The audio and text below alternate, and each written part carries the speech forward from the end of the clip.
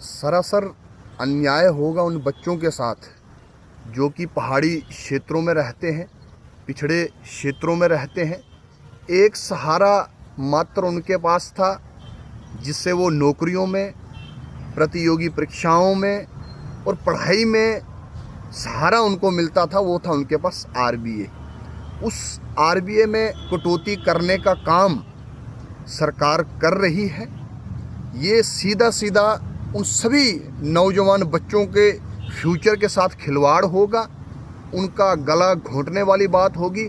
और ख़ासकर चंद्रभागा रीजन, चाहे वो किश्तवाड़ का एरिया हो, चाहे वो भलेसा का एरिया हो, चाहे वो डोडा का एरिया हो, चाहे वो भद्रकाशी का एरिया हो, चाहे बिलावर का एरिया हो, बनी का एरिया हो, जितने भी पहाड़ी क्षेत्र में लोग रहते हैं, अलग अलग गरीब घरों के बच्चे जो कि आरबीए के तहत पढ़ाई में, नौकरियों में जो उनको सहारा, एक खिड़की, एक दरवाज़ा नौकरी का जो उनके लिए खुला था, अब उस दरवाजे को, उसमें कटौती करने का काम जो है सरकार कर रही है।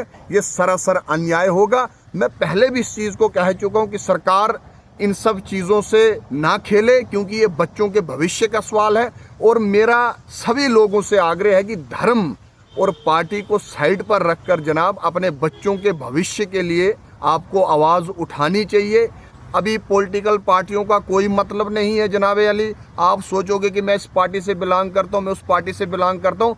किसी पॉलिटिकल पार्टी का पिट्ठू बनना, किसी पॉलिटिकल पार्टी की चाटुकारिता के चक्कर में अगर आपके बच्चों का भविष्य खराब होगा तो याद रखिएगा कि जब आप इस दुनिया को छोड़कर चले जाओगे, आपको वो बच्चे कभी याद नहीं करेंगे, उल्टा आपको कोसेंगे कि उस समय हमारे पेरेंट्स, हमारे समाज के लोग, हमारे नेता क्यों नहीं लड़े। हम चाहते हैं कि इस लड़ाई को लड़ा जाए। अगर किसी तरह की कोई कटौती जो है आरबीए में की जाती है।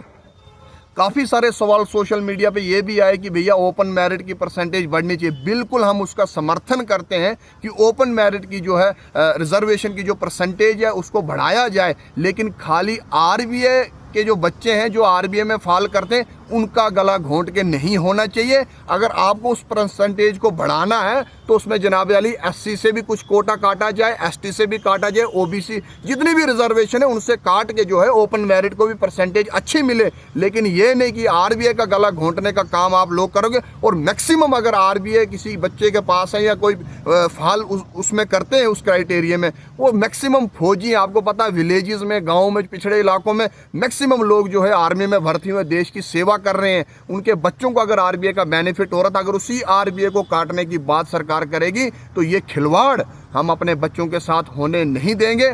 आपने इलेक्शन के टाइम भी चुनावी आरक्षण दिया, आपने पाडर को एसटी दिया, आपने रजौरी पुंछ को एसटी दिया।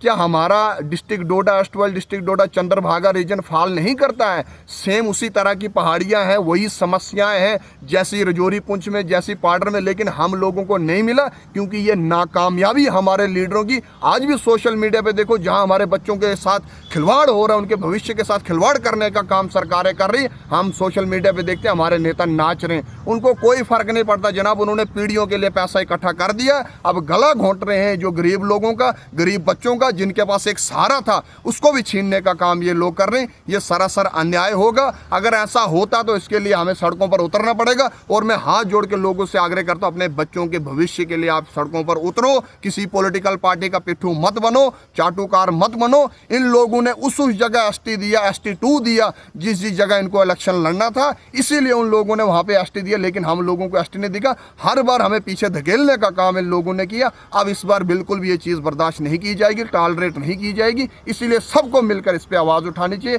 जय श्री राम, जय हिंद, जय भारत।